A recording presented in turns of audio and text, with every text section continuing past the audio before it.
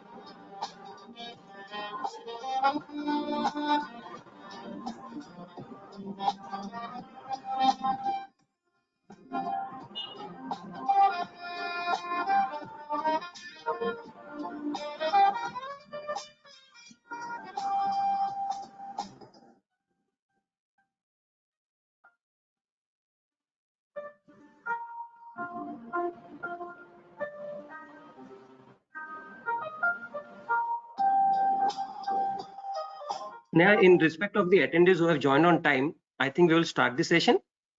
Yeah, so let me introduce. Okay, hi everyone. I'm Sandesh. I'm from the MRSI team. A big welcome you to today's masterclass using culture as a catalyst for business growth and innovation.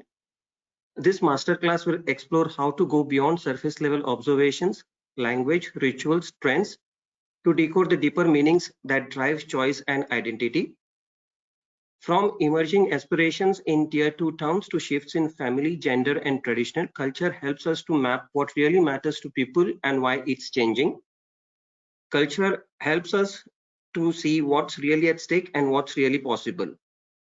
The speaker for today's master session is none other than Sneha Kapoor, founder and CEO of Plum Insights, a consumer insights and innovation consultancy that blends cultural depth, strategic thinking, and foresight to help businesses unlock growth and stay future ready. With over 15 years of experience across cultures, insights, brand strategy, and foresight, she is known for uncovering the hidden drivers behind consumer behavior and translating them into actionable business strategies. Sneha has advised global brands on insight and innovation projects across Asia.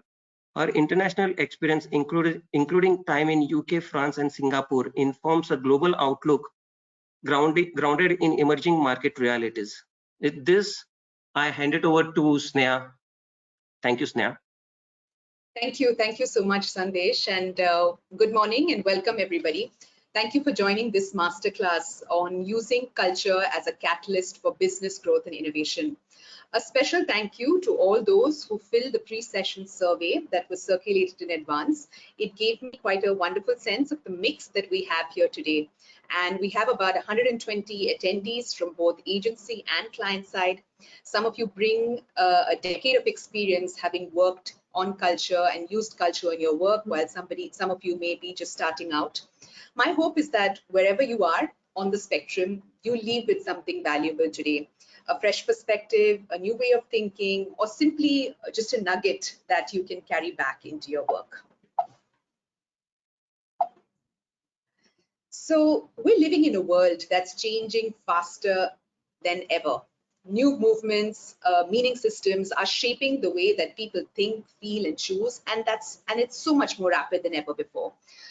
Just till a few years ago, this system was called a VUCA world: volatile, uncertain, complex, ambiguous. However, experts are now using a new term to explain this, a term called Bani, a world that describes a reality where expected patterns can fail, where illusions that we have built around us, around what we do and how we live, are being swept away. So the world is brittle. Systems can fail suddenly and shatter without grace. A system that's anxious could be surrounded by conditions that make us feel on the edge, crushed by the choices of our own selves and those of others. The link between cause and effect are less predictable as there are so many vehicles, so many influences from multiple directions. So it's non-linear. And all of this feels increasingly incomprehensible. Too much is happening too fast, and that's creating a lot of confusion. So in this context, businesses are often feeling that they need to catch up, and understanding culture is one way to shape impactful business decisions. I'm Sneha Kapoor. As Sandesh introduced me, I'm a cultural insights practitioner. I've spent about 15 years in this space, and my training is in anthropology, cultural studies, and business. So that means that my training is to understand human behavior in context, not just what people do, but why they do it and how that connects to larger meaning systems. For the last 8 years, I've run Plum Insights, which is a specialist cultural foresight consultancy focused on Asian markets. And what I want to bring to you here today is not just academic theory, but a system that I've used in real brand projects to shape innovation pipelines, communication strategy, and long-term positioning. So what is culture? Let's begin with that. What culture is a shared system of meaning between a group of people that influences how they think, feel, behave, choose, and interact. So it's shared. It's also dynamic, meaning that it's ever changing. It's constantly being reshaped by an intersection of people, institutions, technology, among many, many other forces. What it's not is static or one size fits all.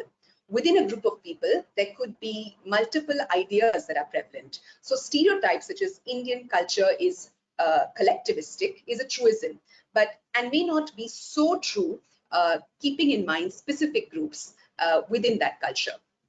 As culture is dynamic, it's important that we don't chase just what's on trend, because that is very fast moving and fleeting.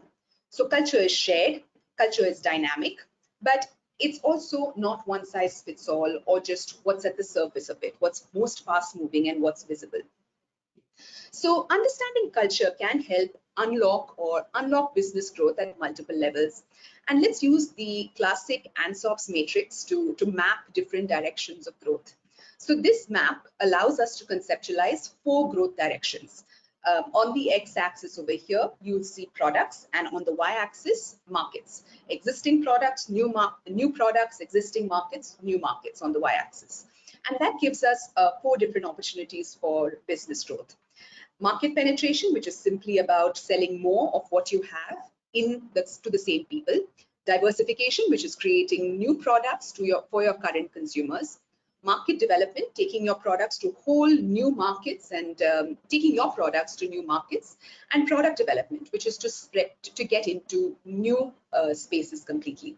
So it's basically a way, this matrix is basically a way to ask, where does my next wave of growth need to come from?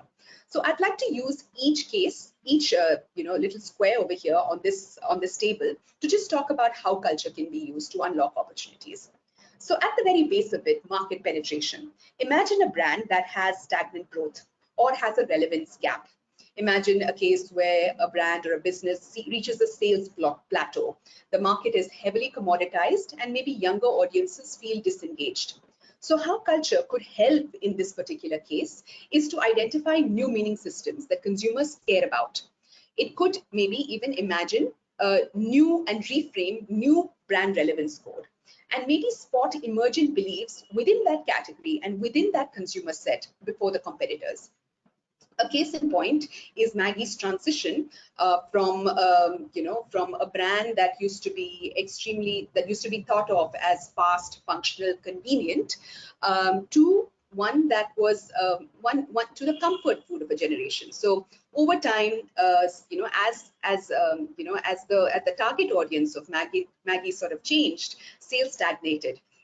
Younger audiences were becoming disassociated with noodles as snack food. Nestle reframed Maggie not just as a snack, but as a comfort food that was tied to nostalgia and even maa ke haath ka pyar. So campaigns showed Maggie as an emotional glue here in friendships, in student life, late night cravings, and that sort of helped it achieve a deeper cultural role. So this example is really to show that even in a commoditized category, tapping into new cultural meanings such as maybe comfort, memory, love, reignites relevance for a brand. The second case, which is diversification. Imagine a brand that has large portfolios that are overlapping, that has maybe unclear differentiation between SKUs or sub-brands. So in this case, maybe culture can help map how different meaning territories could exist within a particular category, right? How different consumers or different consumers kind of have different associations with the product and have a different role of the product in their lives. And this helps preventing cannibalization by assigning brands to unique cultural codes. A classic example over here is what HUL has done a long time ago, which is, in the hair care category, found a way to differentiate its brands across different cultural codes. So where Dove stands for real beauty, Sunsilk is about youthful exuberance, and Lux maybe is about glamour, star power, and aspiration. So by owning these different cultural codes, Lux avoided some amount of cannibalization and helped grow the category. The third case is all about market development. So this is a case where, imagine a case where, a brand is entering a new market and is unsure about how to do that. It's entering a new category or a new demographic. Over here, culture can be used to help identify which values are shared versus which are specific to the local context. So which values are shared across the market in which the brand is expanding from to the local context, and how that translates. So it allows us also to decode local cultural codes and position the brand authentically. Case in point is Netflix, where globally it was positioned as a brand. It had this positioning of binge and chill, which was all about autonomy, individual escape. But in India, cultural codes for entertainment are far more collectivistic. Families watching films together, local storytelling, language diversity. So Netflix started shifting to Indian codes, started producing originals in multiple languages. So all of you maybe remember Sacred Games or Delhi Crimes of the initial years of Netflix. And its campaign sort of leaned into filmy nostalgia, family humor, social chatter. So messaging, all of this messaging positioned Netflix as a part of Indian culture and not just an outsider. So as a result of this, the brand has achieved a lot of strong adoption in tier 2 and tier 3 towns, and India became a huge market for the company's growth globally. So market entry is not about transplanting the meaning of a brand. It's all about decoding the local nuances of culture and positioning the brand authentically in that context. The third case is product development. So maybe to explore innovation blind spots as a brand becomes more and more sophisticated and wants to innovate within the category in new markets. How does it begin to start opening up opportunities? And very often brands rely on hypothesis, consumer quantitative data, or analytics, which are based on past behaviors. And by doing so, miss what's coming next. So culture helps spot and identify latent needs and desires that numbers don't capture just yet. And that could help unlock future product categories. A case in point over here is, ITC Piyama. A few years ago, when consumers were sort of slowly shifting towards wellness, natural remedies, clean living, research still showed the high use of soaps and gels for fragrance and refreshment, but cultural signals such as Ayurveda revival, sustainability, chemical-free. All these conversations were online, and these hinted to a slow shift in cultural drivers around purity and health. So ITC launched Piyama de Ville's gel bars and soaps with a natural extracts and botanical positioning. And this bridged modern lifestyles with some cultural heritage. And as a result, it was able to capture early adopters of wellness and positioned this brand ahead of its mainstream FMCG competitors. So signals of change in culture often precede measurable demand, but brands that listen are actually able to innovate faster. The other case across all of these different, growth cases could be about trying to create effective messaging. So the challenge could be, the challenge that one wants to combat could be campaigns failing or worse, sparking outrage. And culture over here helps test whether the brand has cultural relevance to play in this space. Over here, the example that I'd like to give you is that of, the Kendall Jenner, Black Lives Matter ad. PepsiCo did this in 2017. And I don't know if some of you saw it, but in the ad, and this was, sort of released at the height of the Black Lives Matter movement, Kendall Jenner leaves a photo shoot, joins a protest, and hands a can of Pepsi to a police officer. So in the middle of the protest, a can of Pepsi is, used to kind of diffuse the tensions. The backlash was almost immediate. PepsiCo had to pull this down in 24 hours. So what happened behind this case? Why did the backlash take place? So Pepsi over here perhaps saw these youth protests as maybe a trend aesthetic, a trend to kind of get on board with. So marches, hashtags, placards. But what perhaps it ignored were, the fact that this was a symbol of, these protests were in response to police brutality, polarization, activist groups that were kind of lobbying for change. So by Kendall Jenner sort of simply handing over a can of Coke, it kind of, what do you say? It kind of made this very superficial, made the deeper underpinnings of the movement far more superficial. So PepsiCo focused on the what, but ignored the why in this case. So Pepsi's authentic space is all about joy, optimism, connection. And instead, they entered in a space of tension in which they had no permission or no role to really play just yet. Nike, in contrast, is a brand that has a history of rebellion, pushing the odds, athlete activism, which is why the Kaepernick campaign many years later succeeded so well. The last case over here that I'd like to talk about is purpose and CSR alignment. So in cases where maybe brand purpose feels hollow or performative, so culture over here can help ground purpose in authentic cultural tensions. It can build resonance by solving real cultural pain points. The example that I'd like to give here is about Adidas. So a few years ago, Adidas entered the sustainability-led cultural space by turning ocean plastic into sneakers through their collaboration with the global non-profit Parley for the oceans. And they created this whole range of footwear that was fabricated based on ocean plastic. And that just didn't create a new product line. It was a purpose-led diversification into new markets.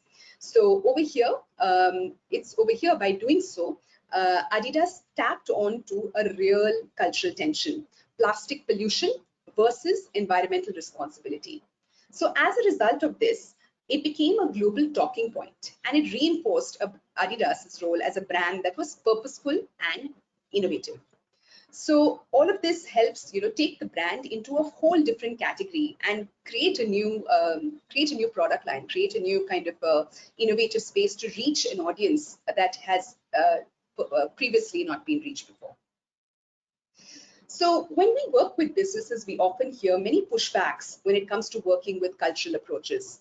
One thing that we often hear is that there's not enough evidence to act on, or that it's too abstract. It may be culture is just won't impact the bottom line so significantly, or that understanding culture takes too long. We need quicker answers, or, and this comes quite often, it's everywhere. I can just look and know what's going on. So the counterpoint is that culture is everywhere. But to make it actionable to brands, you need a systematic way to unpack it. Otherwise, what happens is that you mistake noise for signal. Yeah.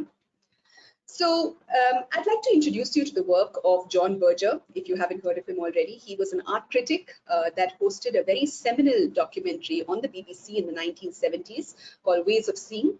And a lot of his commentary is all about how our own perspective influences how we see certain things. So he says, the way that we see things is affected by what we know or believe. Yeah. So we all have our own ways of seeing things that are influenced by our conditioning, by what is surrounding us at this particular moment, by our own mood. But culture is something that is, and we all have our own perspectives on culture because we live in it. But in understanding our own lens and our bias is very, very important, and is step one in decoding culture. So we need to have a way of looking at culture, a framework to kind of understand what exists in culture and how to make it actionable for us. So today, in today's session, what I'm going to try to do in the next 40 minutes or so, 35 minutes or so, is to share a language and framework to decode culture, some tools to spot shifts early, and some pointers on how to turn these into brand growth and innovation options. So I'd like to introduce to you a 6-part framework here. Yeah. Step 1 of what I propose is to create the frame. Yeah. Step 2, spotting the signals. Step 3, to see the larger system within which the signals exist in. Step 4, decoding meaning. Step 5, to map the opportunity. And step 6, to play your role in culture. I'll go through each one in turn. So step 1, adjusting the frame, right? So before we dive into culture, we need to start with what's most important and often overlooked, which is about framing the question. And this is important on the client side or the agency side, because as you're thinking about a problem, to frame a brief, or whether you're thinking about how to attack the brief, how to crack the brief, you need to adjust your lens. What is it that we're studying? Which audience, meaning, behavior, or meaning system are we trying to understand? Where are the boundaries? What are the parameters? What are the definitions? What are the hypotheses that we hold about the topic? Yeah. So I like to imagine the metaphor of a lighthouse. A lighthouse shines light in a very specific direction and illuminates where the light falls, right? So using that metaphor, the direction that we set, where we shine the light on, really reveals the patterns in that location, reveals what is in darkness earlier, right? So it's all about framing. A problem well stated is a problem half solved, said a famous he was an innovator, Charles Kettering, at General Motors. So he was an innovator and headed the R&D department, and this is a very famous statement that he's quoted to have said. So to give you an example on how to set the frame, right? So I'd like to give you an example that perhaps all of you would relate to, the hair category, one that we use perhaps very frequently. So imagine an incumbent premium brand in this space. In a crowded, commoditized category, D2C brands are coming in and really kind of taking over market share of this incumbent brand. All the brands are speaking in language that's very similar: shine, strength, risk control, clinically proven claims. They're all seeking innovation. Yeah. So imagine to be able to crack this. Yeah. So the problem is, so how the brand needs to kind of expand and create some sort of to kind of find its role in this category. So maybe the lens means shifting the category, the functional category of hair care, to the cultural idea of hair. So that means asking the right question. What does hair mean culturally today? How are younger audiences reinterpreting hair identity, care, rituals, and what are the tensions that perhaps exist between tradition, aspiration, and individuality in hair culture? So rather than simply asking, how do we get our consumers to choose our shampoo over the competitor, if we reframe it to how are the cultural codes of hair as identity, tradition, wellness, aspiration evolving, and where does the brand have permission to play within them, then it opens up a very different, vast category. Yeah. So the brand is that way no longer just competing in the shampoo aisle. You're competing in a new cultural space of beauty, identity, belonging, well-being, and that opens up a whole new space, a whole new territory of growth. So that's step 1. That's all about setting the frame. So now, after we've identified the frame, let's unpack what can come next. So how do we make a quick link into what are the directions that can help us to innovate? Yeah. Now here, I'd like to introduce you to the work of William Gibson, if you haven't heard of him already. He is probably the world's most quoted futurist, and he's written plenty of science fiction books, and he's dabbled a lot in the space of future studies. So he says the future is already here. It's not evenly distributed just yet. Yeah, which means that innovations, cultural shifts, and new behaviors don't arrive everywhere just once. Yeah. So culture is not homogeneous, and it usually changes as a result of a trickle-down effect. I'm sure all of you are familiar here with this diagram that represents the Rogers innovation curve. This is a model that essentially helps explain how new ideas, technologies, and cultural codes spread across society. So change often starts from the edges. In niche communities, maybe Discord servers, subreddits, fringe creators, artists, micro brands, innovators, platform edges could be, new features or experimental new spaces. It could be in category crossovers. A colleague of ours recently attended an Onam Sadhya that had a vinyl playing session alongside it, which was very interesting and left us all wondering what that could mean. But essentially, these unexpected collabs that break silos are extremely interesting and help us look at what is the direction of change. Yeah. So the future already exists, and you can see it in some pockets. It's just not fully kind of spread across society just yet today. Which leads me to step 2, which is all about spotting signals. So signals are really interesting. Signals are a very helpful way to hack through what is the direction of change in a particular society. So what is a signal? It's a cultural spark that starts small but can shift markets. It indicates a direction of change within the space that we're looking at and has the potential to grow in scale and geographic distribution. So this could be a product, service, experience, a business initiative, an anecdote or a personal observation, a research project or a prototype, a data point, a news story, perhaps a prophecy by some gurus or seers even. All of these are signals, yeah. But a general trend, such as a technology domain like smart cities or AI or aging, is not a signal. Those are very, very generic, right? So spotting signals is one way in which we can look at the direction of change. And I'll just expand upon this, what this means. So some examples. So what is not a signal? Gen Z. A statement like Gen Z are digital natives and love sharing memes. Yeah. So it's not a signal because Gen Z is a social demographic and a societal force for change. And loving sharing memes is something that's a very general behavior. Yeah. It's very general, generic. But a signal could be something that I came across recently in the metro, traveling in the metro with 2 Gen Zs beside me, Schmooze app, a social networking and dating app that allows Gen Z to swipe right based on memes that members put up. Yeah, so that seems to me quite interesting because it matches people based on their meme humor compatibility rather than just their looks or bios. So you just swipe right, and the meme kind of pairs them up with others who like the same sort of content and humor. So Schmooze sort of captures the social logic of connection in this world of algorithmic serendipity via shared content and not forced bios. So it signals perhaps Gen Z's move from curated profiles to connection with play, humor, and cultural codes. And maybe that's redefining in some way what compatibility could mean in the algorithmic age. Yeah, so it's very specific. What I intend to explain through this example is that it needs to be very specific and it needs to be something that perhaps is going mainstream. Yeah, more on that soon. Another example, what's not a signal is perhaps a statement like this. For younger female professionals, careers are not just income sources, but pathways to selfhood. Yeah, so it's generic statement of fact, rite of passage. Younger female professionals entering the workforce, of course, are going to kind of experiment in different ways and use their income to spend. They're first-time earners, and they're going to find different ways to spend their money on things that they identify with, right? So it's generic. It's a statement of a fact.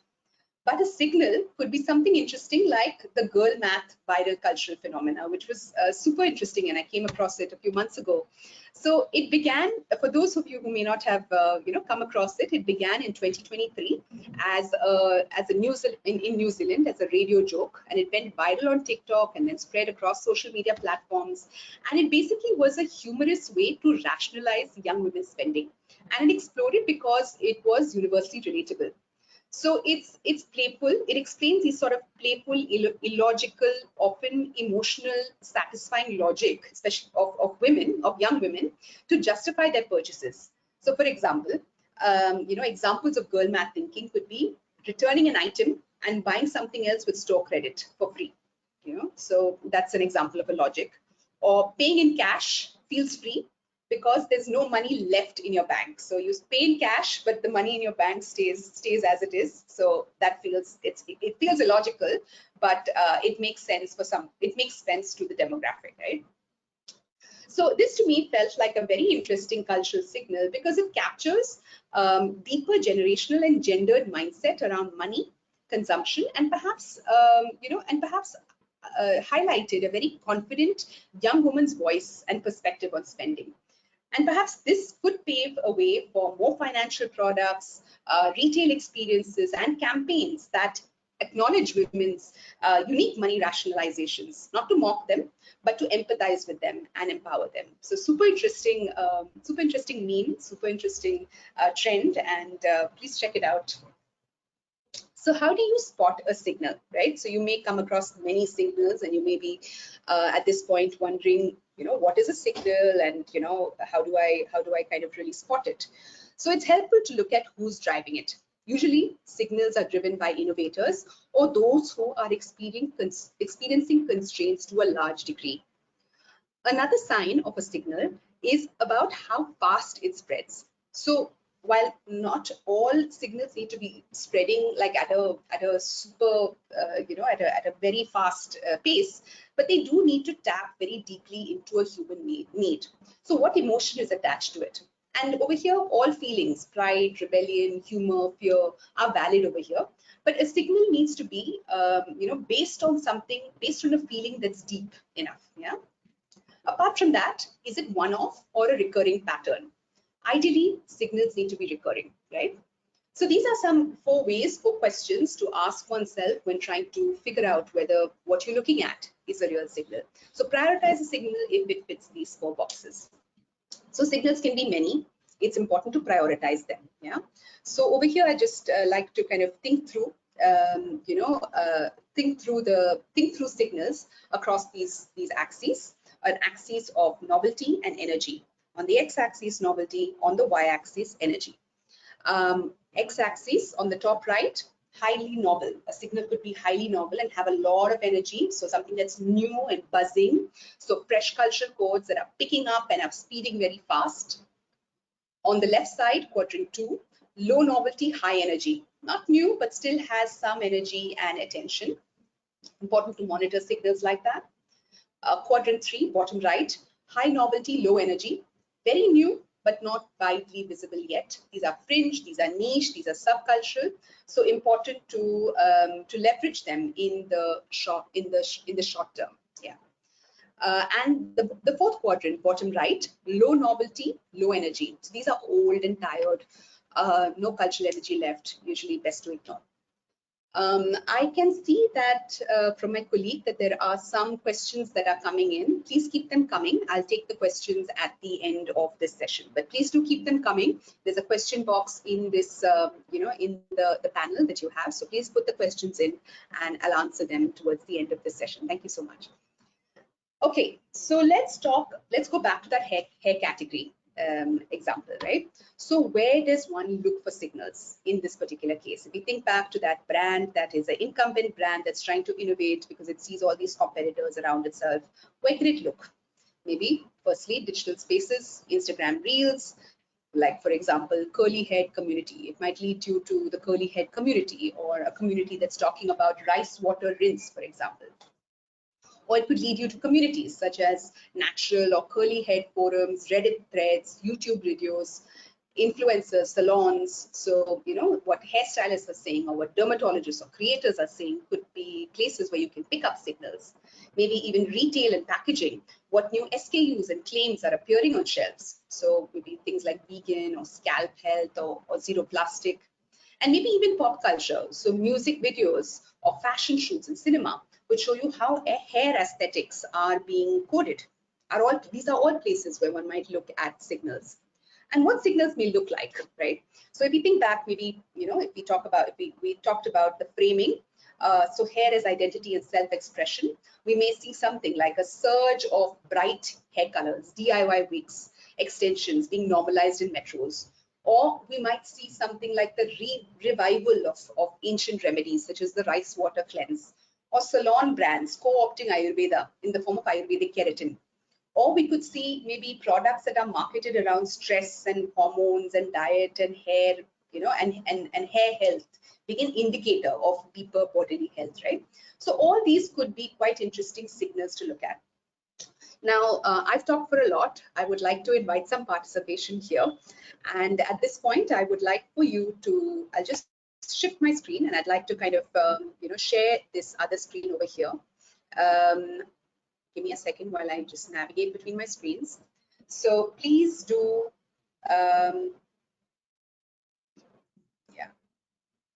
please do use the QR code that exists. So either what you could do is either join menti.com and use this code to log in, or my colleague will put this link to this page on the chat. I would like for you to click on that link and join me on this page, please. So I'll just leave a minute for you to do that. Yeah. So what I'd like you to do is plot the signals, right? So you remember that the axis that I showed you, which is novelty and energy, right? So 4 quadrants. Take each of these signals, right? So rice water rinsing, right? Using rice water to rinse one's hair.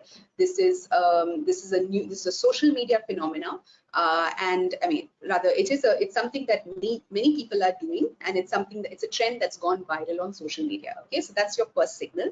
So where would you plot that? High novelty, low novelty, high energy, or low energy? Yeah.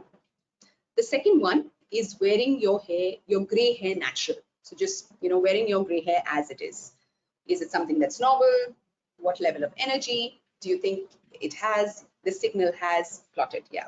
Thank you. I can see the responses coming in. The third one, shaving your head bald. Yeah. Many women shaving their head bald. Where does that lie? The fourth one, colored hair being colored vibrant colors at concerts. Where does that fall? And the last one, which is all about scalp health. A lot of influencers, a lot of people are talking about the skin on the scalp. I mean, the scalp essentially being the health of that being an indicator of hair health. Yeah. Okay. So it's interesting. I think this I'll just leave a few moments for you to respond. I can see about several people have joined this link, and we have these responses trickling in. Yeah.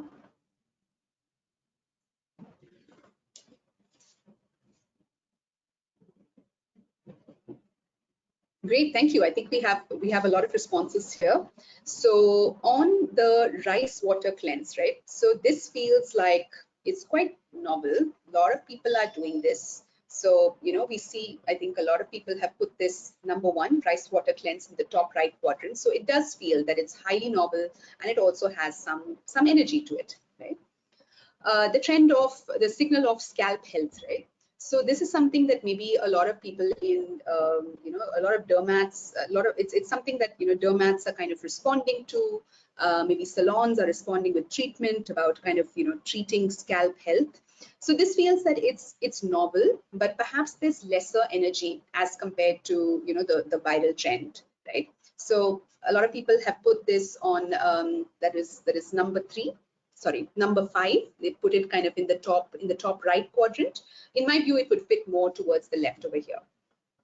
The third one about shaving hair bald, this feels like it's extremely novel, but I think like responses have come in here, it feels like it's low energy. It feels like a symbol of a feminist movement. It feels like a very big statement, but maybe not so many women so far have the confidence to be able to shave their hair bald, right? And the fourth one, colored hair at concerts. Again, for a lot of people, they put it on the on the top left quadrant, which is high energy but low novelty. Yes, that's right. I think in my view as well, not so novel and perhaps maybe mainstream. And yes, I think we've covered all 5 over here, all 5 signals over here. So it's interesting that by signals can be many, but if you need to plot where to attach your attention to, what to watch, using this kind of a metrics, using this kind of a quadrant approach really helps you identify what is it that where to play essentially. Yeah. I can see a lot of questions coming in, and that's great. I'm going to get to this. I'm going to get to this in a second. Yes, I hear somebody asking a question. on the high-low energy in plotting signals again. Yes, of course, I can go back there. So if you imagine we've collected a bunch of signals, and we need to figure out how to prioritize the signals, what to go after, right? Because many signals can lead us. I mean, if you go after all signals, then it just ends up. I mean, we can't go in all directions. We have to prioritize our attention, right?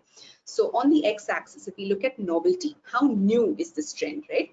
And the y-axis, energy, right? How much energy or how much enthusiasm do does the signal carry, right? Is it something that's buzzing and new, or is it buzzing but a little but has, so is it buzzing but not really so new anymore? Maybe everybody's talking about, there's a lot of energy there. That would fall maybe in the in the bottom, in the top left quadrant. That's quadrant number 2. Yeah, so just to recap, quadrant 1 is new and buzzing. So these are highly novel, highly energetic codes that are picking up and are blowing up, right? So definitely attach some priority there. Priority 2 are low novelty, so not so new, but a lot of people are talking about it. Yeah, so for example, this what we kind of just plotted, the colored hair concerts, right? Not so new, but many people are doing it these days. So it still has a lot of high energy and attention. Bottom right, highly novel but low energy. So this is very new and it's not really visible just yet. So this is something that's new and niche, maybe fringe, subcultural. Perhaps this is something to leverage on short term, but it may not, because of the uniqueness or the fact that it's a fringe behavior, it may not, it would be interesting to see whether this is going to really play out in the long term. So the example that I gave about women shaving their head bald as a statement could be something that is high novelty, low energy, right? And a brand may choose to leverage that as a symbol of a movement in the short term. On the bottom left, these are low novelty, so not new and no energy left in that anymore. So that probably means that it's tired and maybe not really a signal. I hope that clarifies. I think there have been a few questions about signals. Yeah. Okay, so let's move on. It'll become clearer with the next, with what I'm going to share next.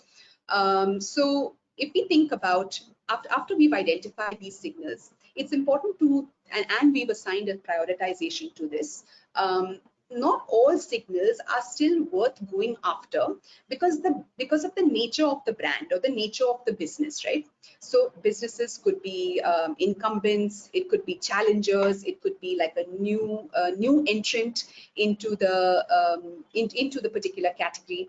So if we think of the of the example of the signal of rice water rinse, this may be niche but fast growing. It's an emergent signal, right? On the RDE lens, residual dominant emergent lens. I'm not going to get into an explanation of that.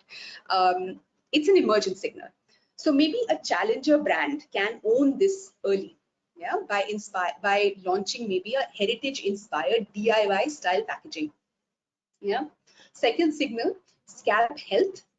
Maybe this is growing in salons and dermatologist space. So it's early adoption, it's scaling. So maybe a category leader could amplify this space and build authority before mass commoditization of this space.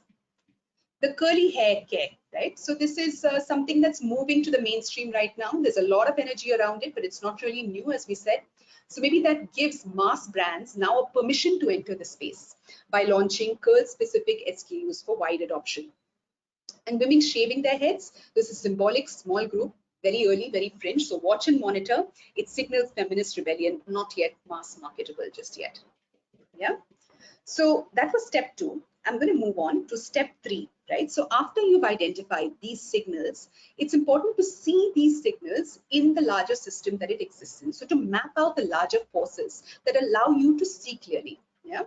So here there are micro signals which are hot, all of what we discussed right now. So sharp surface level expressions that you can see. So think of a trending reels dance, a slang turn, a sudden spike in a food trend. Then come a little deeper. Yeah, what are these signals a manifestation of?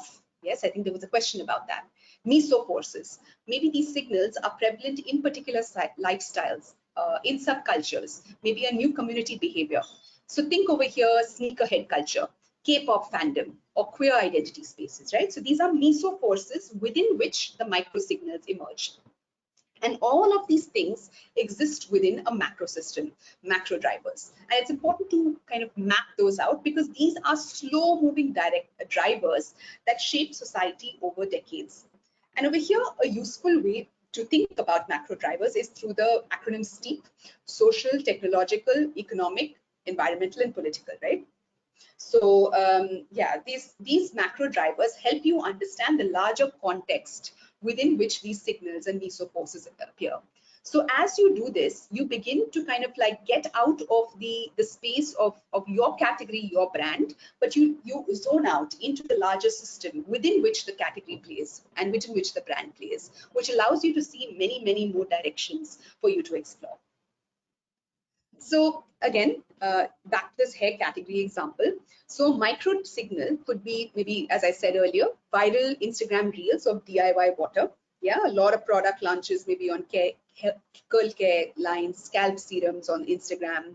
A meso force could be DIY beauty cultures that are doing this rice cleanse using herbal remedies, or premium salon culture where scalp health is a luxury ritual, or Gen Z influencers that are experimenting with color, with bold colors, shortcuts, bold looks, all at concerts. Larger macro drivers within which these forces emerge could be the wellness economy. This entire idea of holistic health, mind, body, hair connection. You know, the DIY rice water cleanse is a manifestation of that. Or sustainability living and sustainability and heritage revival. So pride in Ayurveda, that could, you know, prompt a lot of these newer kind of trends that are more natural to emerge.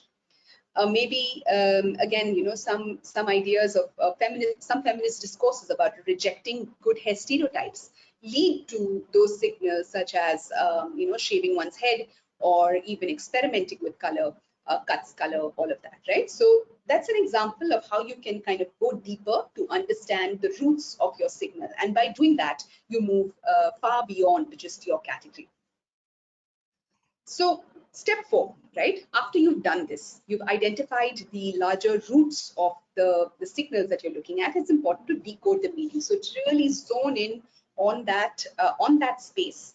And there are many methods that can help you do this. But in cultural approaches, what we tend to kind of you know, use very often are looking at you know, 3 methods specifically that I'll talk about here. Semiotics, which tells us what signs mean in the cultural language. Of course, ethnography, which shows us how people live in those meanings, and leading edge interviews, which help us interpret and project those meanings into the future. So here are ways in which to kind of open up the possibilities of those you know, of those spaces that you've identified, those signals that you've identified, and see how it kind of could play out in the future. So these methods help do that. Semiotics, for the uninitiated, it helps decode how meaning is made and shared. It's a study of signs, symbols, metaphors, language, and it helps you ask, what do these signs stand for? What do these signals stand for? How do they connect to larger narratives, ideas, and values? And what it can help you do is map what emerging trends could look like in reality. And that could open up new directions of growth, like product portfolios, communication territories, etc. It can also help you understand how to reference ideas very quickly, using the right codes and symbols and more, right? Because we live in an attention deficit economy, and very often brands have only seconds to cue certain meaning. Semiotics can help you figure out exactly what meaning to encode in consumers' minds using the right tools. The second method is ethnography, which is about entering people's homes. So if semiotics decodes the science, ethnography decodes the lived experience. It means immersing oneself in real context. And when we're doing ethnography, it's you know, and looking at futures, it's always helpful to look at to do ethnography with leading edge consumers, right? To see how these new values, new symbols are actually playing out. Yeah. So the ethnography, because it's so immersive, allows you to map contradictions, the gap between what people claim and how they actually practice. And it's a method that you know, involves a lot of humility, because it involves getting into people's homes, helping, I mean, really kind of being putting your own biases aside and showing you and to open up to help understand what life in the other person's shoes truly feels like. The third bit is expert perspective. Again, not something that's very new, but experts can help you point the direction of that change. So culture is shaped, curated, and accelerated by lived experience. And experts that you could speak to open up new directions could be creators, academics, journalists, designers, maybe seers, stylists, activists. So they help you interpret what's going on. They help you figure out why a signal matters and where it may be headed. I'm going to move on for the interest of time to stage 5, which is all about mapping the opportunity, right?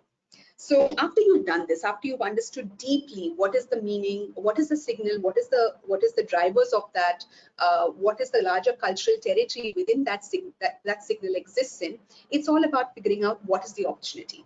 So firstly, figuring out what is the cultural insight, what is the primary human truth. What is the tension, the contradiction that's playing out in people's lives? What is the role that the brand can play? And what are the action platforms? So how do you bring this to life through products, comms, partnership, experiences? And this is a creative exercise. It's often helpful to do this in groups to ideate on opportunities. Yeah. So for example, I'll take the baby care category, right? The insight based on your research could be that millennial parents want freedom from outdated stereotypes, right? The tension could be, traditional, that millennial parents find that products are encoded in very traditional gender codes. Yeah, so while they feel that they want to allow their sons and daughters to kind of explore many different, don't want very heavy gender coding in their products, the tension could be between traditional gender roles that exist within society versus modern inclusive values that parents face.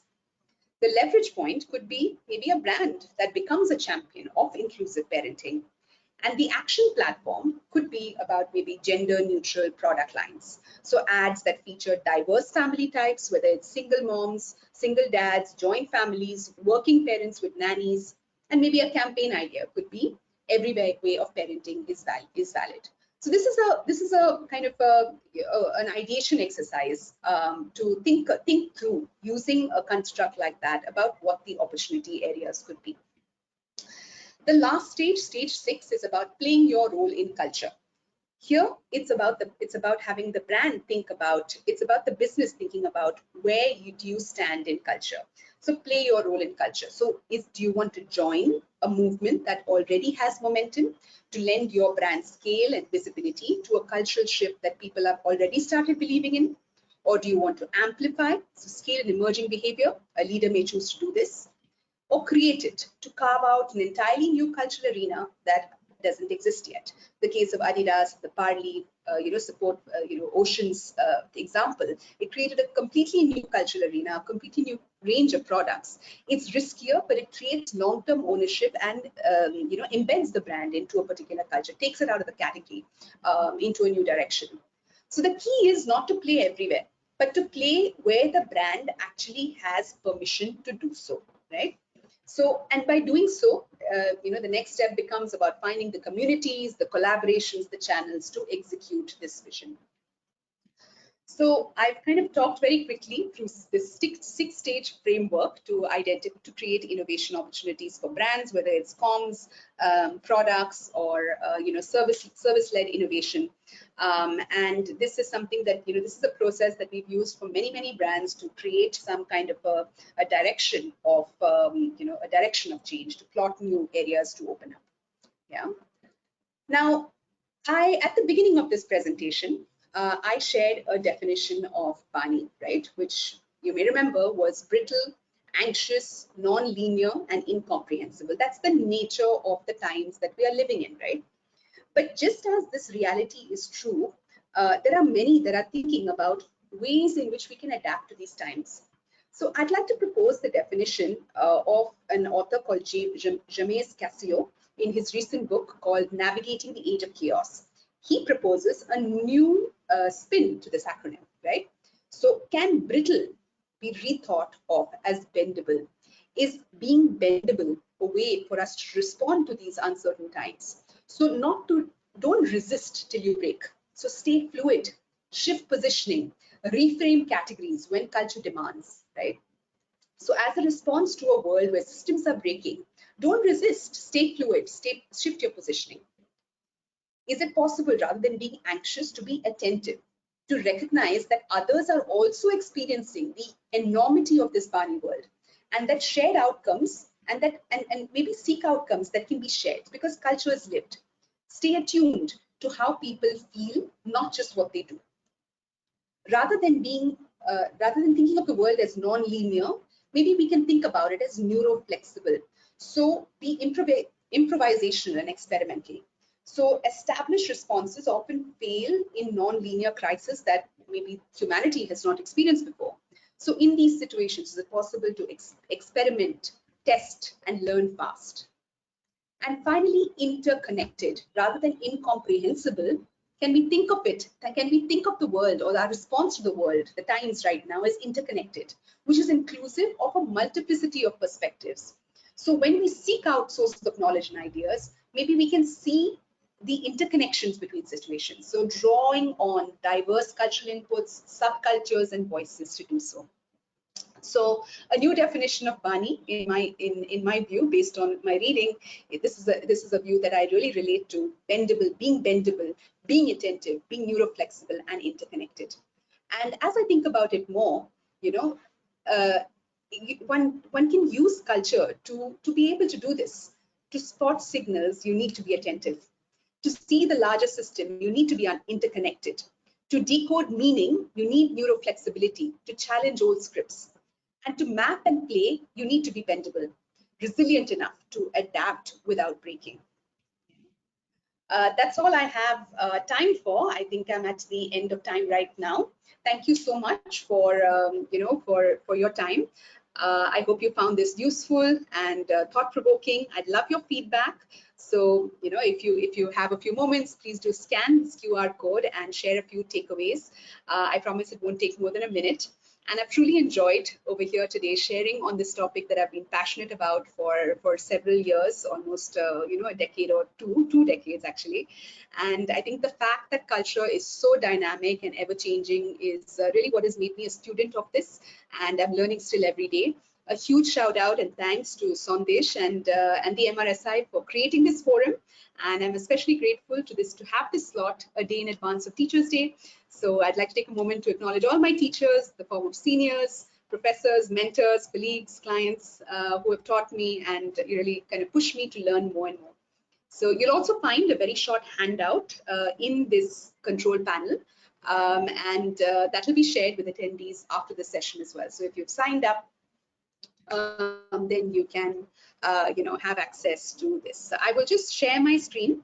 You can scan this, get back. I think there's a link in the chat right now, so you can go back to that link. And please, I would really love it if you could share some feedback, which is about one big takeaway from today's session. Yeah, so I would really love to hear from you.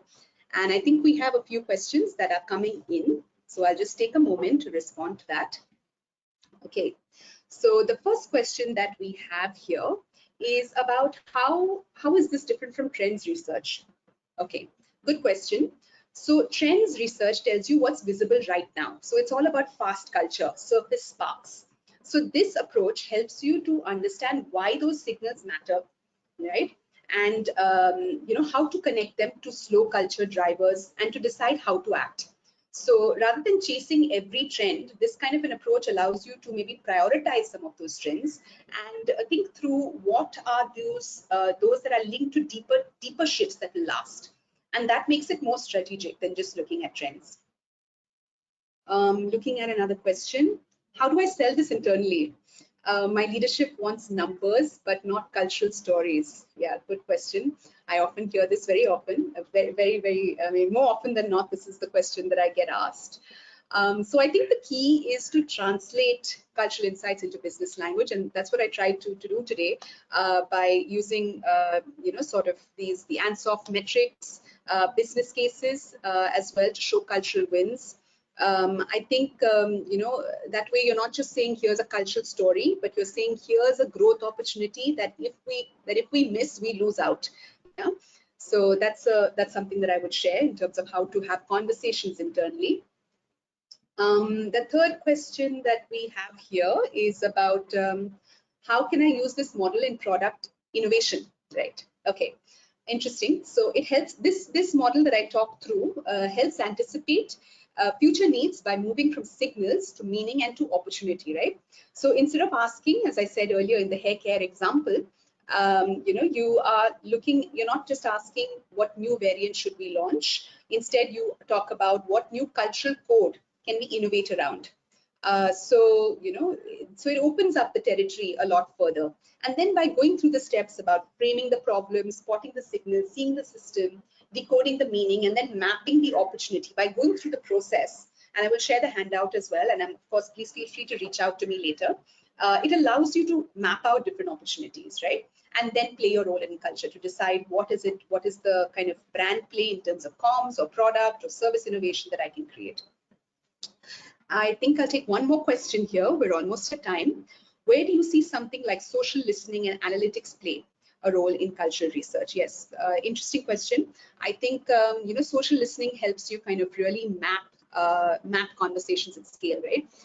It can also, I think, well, using the right filters, allow you to see which are those conversations that are peaking. And if you are also able to kind of think through what conversations are happening where, and I think that will happen if you kind of just figure out where you want to look through your social listening and analytics. Are you looking at mainstream areas? Are you looking at niche conversations, niche forums? Or are you looking at so as I talked about earlier, there are many places that you could look to map out signals. I would recommend looking there, right, to these niche forums, to these Discord servers, the Reddit subthreads, to look at influencer conversation, expert perspective. So if your social listening and analytics can help you look at that, then you will be able to map out some signals. And by going through the process of prioritizing those signals, you can figure out where to play. Have you used AI for any of these modeling and processes, and any notable ones that you have come across and helped? Interesting question. AI is promising to help us do a lot. I think at this point, AI can do a lot. It can help you surface a lot of trends. It can help you surface a lot of signals. I think it can also, with the right prompting, help you figure out the prioritization of the signals. It depends, I think, also on the location or that you're looking at, right? Because a lot of AI tools have been, maybe not so localized, and maybe don't have the ways to really think about the nuances of the culture that we're sitting in. So I think there definitely needs to be a human in the loop to prioritize these signals, to look at, to just think through what the macro and the meso forces could be. And really kind of think through what is the lens that I want to view the response that I'm getting from AI. Yeah, so definitely it can be a very good companion to map out the scene. However, definitely one needs to kind of work with it to provide the context that maybe it may miss. Yeah. Thank you. I think that's the questions that we've had.